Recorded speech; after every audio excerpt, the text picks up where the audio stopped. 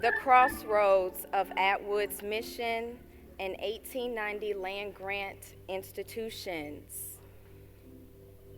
Good morning, good afternoon, or good evening to all across the world joining us here at the illustrious Kentucky State University as we celebrate the 3rd annual Rufus B. Atwood Day.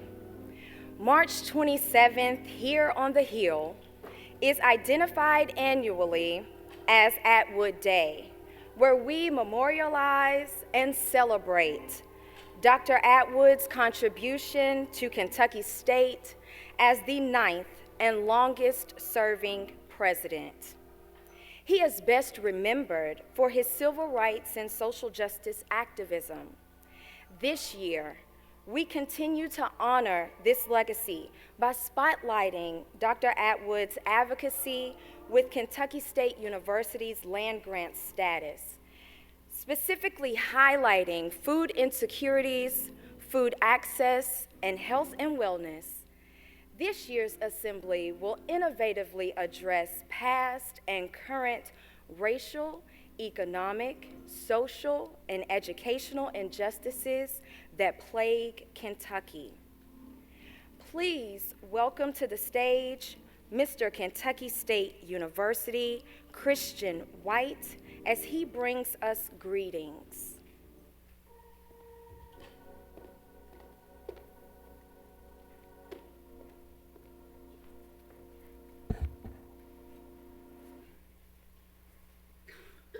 Good morning. I am Christian Xavier White, and I am honored to serve as your 28th Mr. Kentucky State University. Today, we're here to celebrate the legacy of Rufus B. Atwood, our 9th and longest serving president who served the institution for 33 years. Despite the realities, complexities, and constraints of a nation in which his own parents were once enslaved, President Atwood broke barriers, leading the battle for desegregated education in Kentucky and transforming Kentucky State University to an accredited college that is still thriving today. Our beloved institution, Kentucky State University, is able to move forward, onward, upward because of his courageous vision. Today, we recognize our administration, faculty, staff, student body, and you, our virtual audience. We also acknowledge our elected officials, members of the clergy, honorees, and special guests.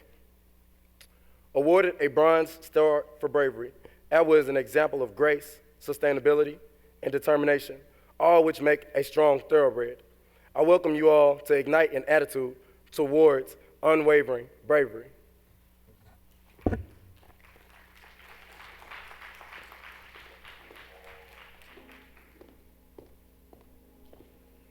If you are able, please stand and remove your hats for the singing of the National Negro Anthem, Lift Every Voice and Sing, by Mr. Michael Tabb.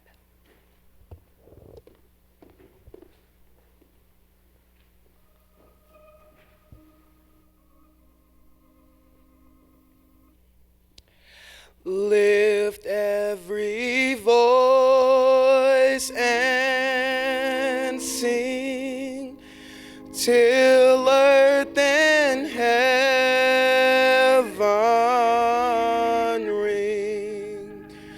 ring with the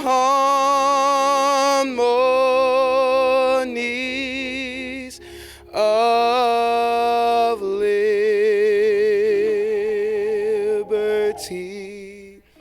Let our rejoicing rise high as the listening skies. Let it resound loud as the rolling sea.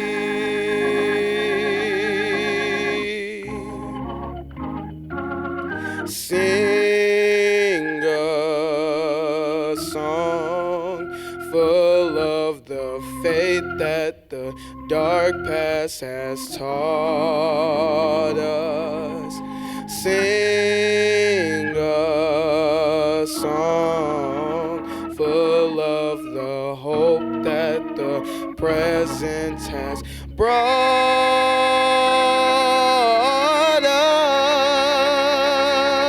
us, facing the rising sun of a new day be done. Let us march on till victory is won,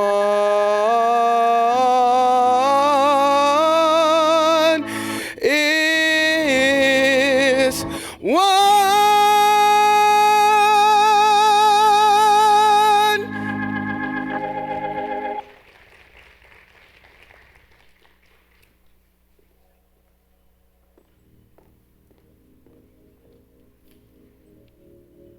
That was a great job. Now we will have Mr. Jason Robinson, the Student Government Association President, with remarks, followed by the introduction of the speaker by Dr. Katura Nix.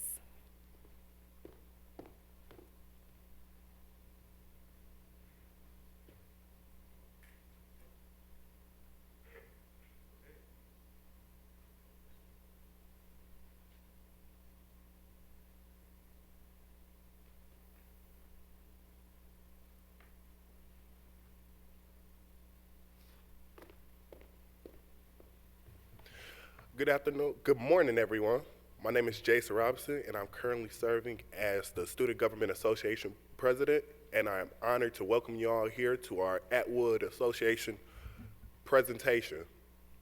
On behalf of the Student Government Association, we ask that you all please cheer, give praise as we continue to come together, coming out of COVID, as we are once again allowed to unite and congregate as one whole. I ask that everybody make sure that they give cheers and praise where it's due, and I appreciate everyone for coming.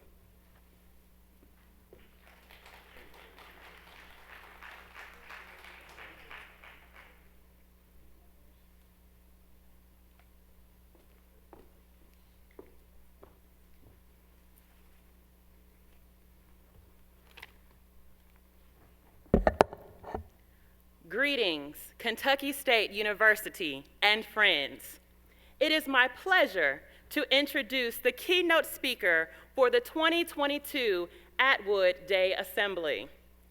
Dr. Nancy J Dawson has worked more than 20 years in higher education as both a professor and an African American Studies program director. Her career includes full-time faculty positions at Southern Illinois University Carbondale and Austin Peay State University. In addition, Dr. Dawson has been a consultant for the Center for Community Engagement at Albany State University and the National Park Service. As a published writer, she edited the Frederick Douglass Encyclopedia and has contributed to various scholarly journals. She has been recognized by Kentucky State University as an upcoming minority small farmer, and she serves on the Cooperative Extension Board and the Council for Research and Teaching and Education of Kentucky State.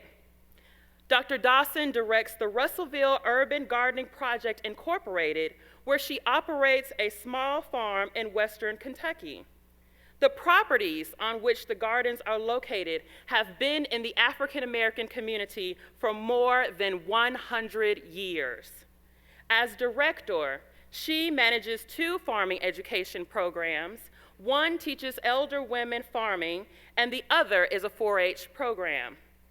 The Russellville Urban Gardening Project also organizes farm-to-table dinners and other educational programs. The project has received the 2014 Kentucky Extension Diversity Award from the University of Kentucky, the 2015 Youth Garden Grant from the National Gardening Association, and was officially designated by former First Lady of Kentucky, Jane Bashir, as a Commonwealth garden. Additionally, Dr. Dawson serves on the board of Ag First Community Cooperative in Georgia, where she assists large-scale peanut and cotton farmers. And if that is not enough, Dr. Dawson is also the owner of Music is Spirit, a cultural educational performance company, and she is a professional textile quilt artist, having exhibited her creative work throughout the United States. Kentucky State University, please join me in welcoming our esteemed speaker, Dr. Nancy J Dawson.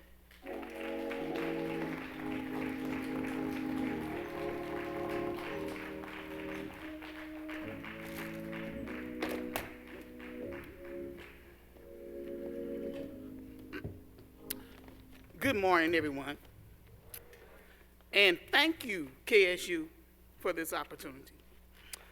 Atwood means a lot to me. When I was asked to do the speech, no one knew that I had connections with Atwood, long-standing connections, and I'll talk about that later. I get emotional when I get older because Black studies mean so much to me. The history of Black people means so much to me. And the history of places like this school mean a lot to me. We stand on the shoulders of great people who went here. Never forget that, never.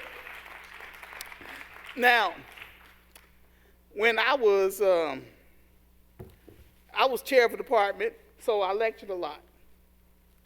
And one of the things that I learned about myself, one, is that when I was a little child, they didn't have to spank me. I was loud enough, one.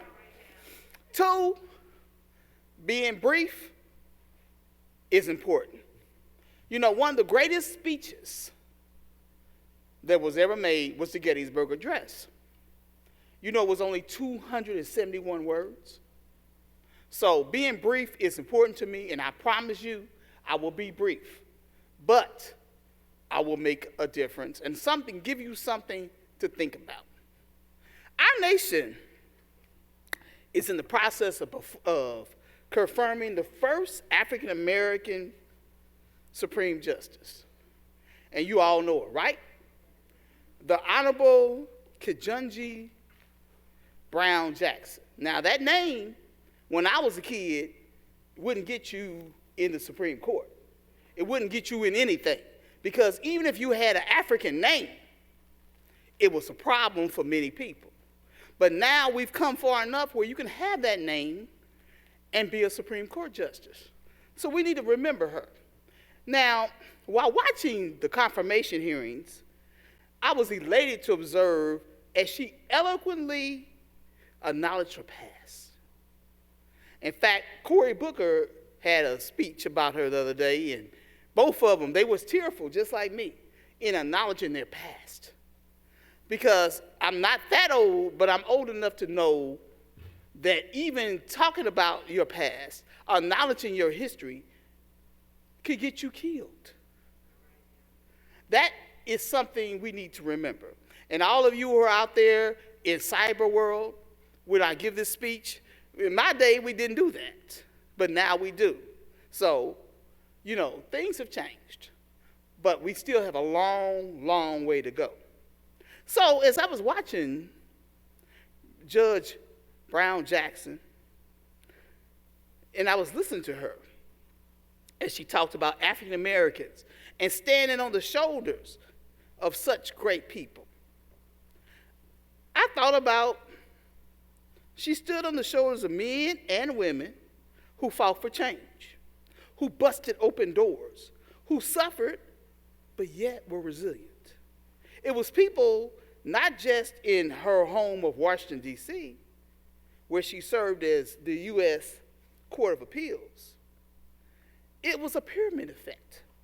It was leaders in every community, leaders in every city, leaders in every state in America who were fighters. Let me say that again, fighters.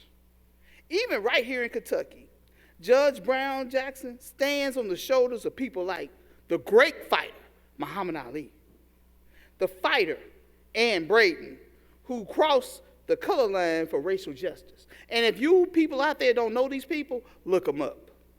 Whitney Young, Jr., who went here from 1941 to 1946 at the time of Atwood, and other KSU alumni and attendees, such as Allison Dunnigan, the first black woman in the Washington Press Corps. She went here. We can go on. People like George C. Wolfe. You know who anybody know who George C. Wolfe is? You know he attended KSU. And that's something, he was a playwright. He's still living, a director. He did the recent Ma Rainey by Blottom. He did Color Museum, which is a fantastic play. But he attended here. And he's a Hollywood director now, a fantastic person. People like Annie Mae Clark, a KSU graduate. She was the first black woman in the WAC assigned to an all-white unit, a KSU person. So you come from a long history of people who've made a difference. Now, the efforts of one of the most distinguished presidents, Rufus Ballard Atwood, we remember today. For 33 years, 1929 to 1962, Atwood fought to keep the institution alive. A World War I hero, an administrator, a diplomat, a defender of civil rights, a peacemaker. Atwood was able to please a white state power structure while simultaneously dealing with a racially embattled black community. When Atwood strolled on the campus of the then Industrial College, as it was called then, he was merely 32 years old. Do I need to repeat that? He was 32 years old when he held this position. And without question, he faced all the disadvantage of his environment: racism, bigotry, financial burdens, lack of housing for students, lack of equipment for students, and lack of faculty. This may seem familiar to some of you.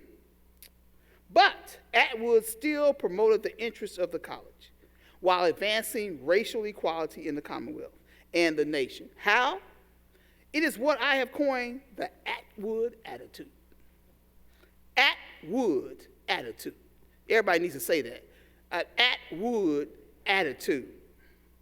So for definition purposes, an Atwood attitude is the ability, as the Bible describes, as making water into wine. It is taking 5 loaves and 2 fishes and feeding 5,000 people. It is that magical ability inherent in the African American institutions to create geniuses, to strive under extraordinary odds, to create masterpieces of art, in drama, in music, superstar athletes, outstanding faculty, outstanding students. Atwood didn't do it alone, though. He, like Judge Jackson Brown, stood on the shoulders of greatness. Atwood, a winner of the Bronze Star in World War I, came from Hickory, Kentucky in September of 1919 to a racist chief of police in his town. He warned this police chief, African American soldiers, to get out of their uniforms and put on their coveralls. Let me repeat myself. Here is a World War I bronze veteran. And the chief of police, when you go back to your hometown, is telling you, take off your uniforms and put on your coveralls. So at the advice of his father, he didn't wear his uniform on the train. He even though he was a decorated officer, he only wore the uniform in the house to show the family. Imagine that. He only wore that uniform with the family. This is an example of the resilience of Rufus Atwood. Therefore, an Atwood attitude that led him to the improvements of overall conditions of the school in the midst of a national depression. At that time, the industrial school lacked behind in staffing, the library, classroom facilities. Prior to 1937, the Commonwealth had spent more than $28 million on white education and less than $2 million on black education. So the, quote, Atwood attitude led the president to garner a relationship with the legislator, to raise funds, to gain SACS accreditation, therefore making the institution a 4-year institution. He even helped to desegregate Kentucky. You know, Dr. King was a speaker in the 1950s, and the, quote, Atwood attitude led to a national leader. Also, Ralph Bunche, another national leader, was a graduation speaker. So this is the foundation of this institution. Atwood was not only a leader in Kentucky, he was a national leader. So if it happened then, it can happen now. If you have an Atwood attitude. When Dr. Pomper asked me to deliver this address, he didn't know that I was very familiar with Dr. Atwood's life in Hickman. About 15 years ago, I worked with the Warren Thomas Museum in preserving Dr. Atwood's home that was set to be demolished. It's located on Molson Street. I met a woman there by the name of Maddie Mae Cheers, who had been a caretaker to Dr. Atwood's sister, Annie Hall. Miss Cheers was determined to save Atwood's legacy in Hickman. Luckily, we were successful, and thanks to all of us having a, quote, Atwood attitude, you know, we was able to save the structure. But now, his family church, known as the Warren Thomas Museum, is in jeopardy. I know most of you don't know this. He also believed that a Freedmen's Bureau school was actually in the basement during the Civil War, rights movement. Civil War, not the rights movement, but the Civil War. So how is it that such valuable historical landmarks are in threat of extinction? How is it that some people right here in Kentucky have forgotten great fighters like Rufus Atwood? So simply, our progress today is the result of our ancestors. When we forget, someone will come along and demolish our legacy. Every administrator, every faculty member, every student, every staff member should have an Atwood attitude. What are we are experiencing now has happened before, and those before you survived. You too can survive. Just like Judge Jackson Brown, you come from a long line of fighters. Do you have an Atwood attitude? Be resilient. Be a protector of your institution. Be an advocate for your institution. Fight for your institution. Prevent your house from being demolished. Your legacy matters. Have you an Atwood attitude? So think about that. I'll leave you with that because Atwood has done so many things for people in this Commonwealth. So many things for people at this school. These buildings are not just named for him. These institutions are not named for him. They're named for his legacy. And it's in you. It's in your heart. Have an Atwood attitude. Everybody. Every student. Every faculty member. Don't let your morale be destroyed. Yes, KSU is going through things. KSU has gone through things before. But Atwood led people through a national depression to a great school. You too can do that. Everybody have an Atwood attitude. And there's more I could say, but like the Gettysburg Address, I'll be brief. Just remember that. Do you have an Atwood attitude? Ask yourself that. And all of you are looking for online, have an Atwood attitude, and your house will not be demolished. Thank you. Okay, to the left. Which way you want? Oh, Over here? I'll get those. I'll get those. okay.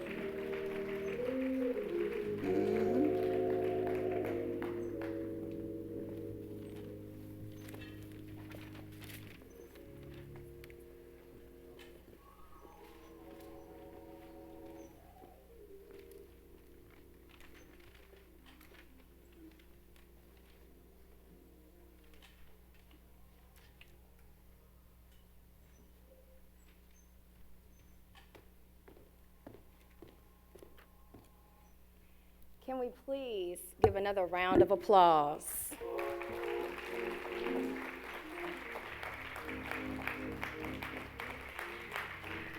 Thank you, Dr. Dawson, for that compelling message. I hope we all have an Atwood attitude. Kentucky State University would like to present you with a token of our appreciation.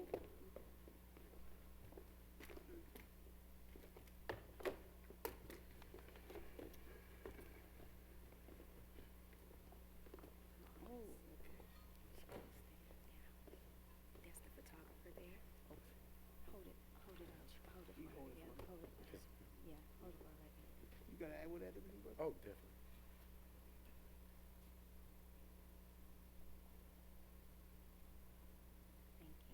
Thank you. Let me get it for you. Yeah, you Thank you again, Dr. Dawson. We would like to also recognize the members of the Atwood Planning Committee. If you could please stand. Thank you to Mr. Christopher Cribbs, Mr. Gil Finley Jr., Provost Leroy Hamilton Jr., Dr. Berkeley King Jr., Dr. Katora Nix, Dr. Kirk Pomper, and Dr. David Shabazz. Thank you. Also, thank you to Ms. Tanya Carr and Brand Identity, and thank you to Ms. Sharon McGee in the University Archives. To give a word, we will now have Provost Hamilton.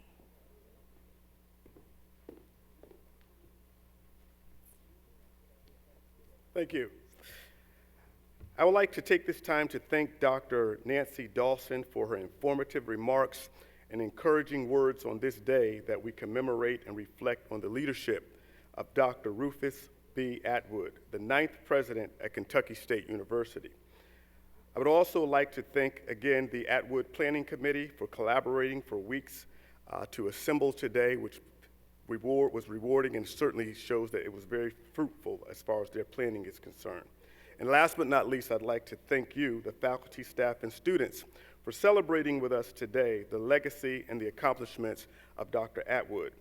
At this time, I invite our SGA president back to the lectern to bring closing remarks, followed by the singing of our alma mater by Mr. Michael L. Tabbs.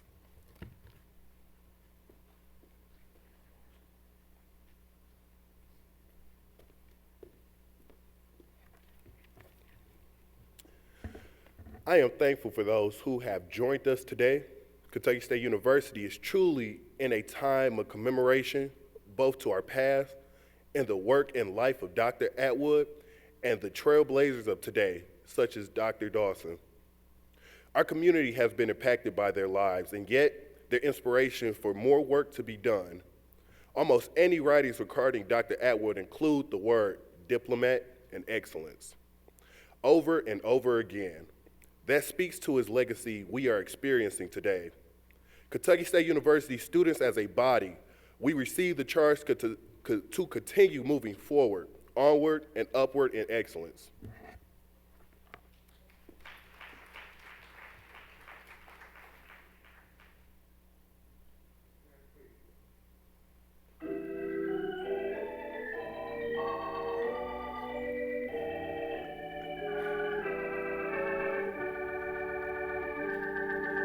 Hail to our alma mater, dear is her name, and there shall be no other to surpass her fame.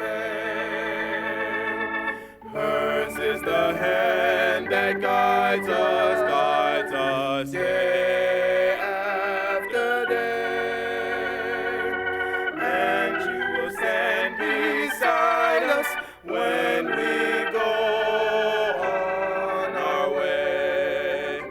May blessings be upon her, shepherd of youth. She holds the seat of honor in the hall of truth. Memories of her shall never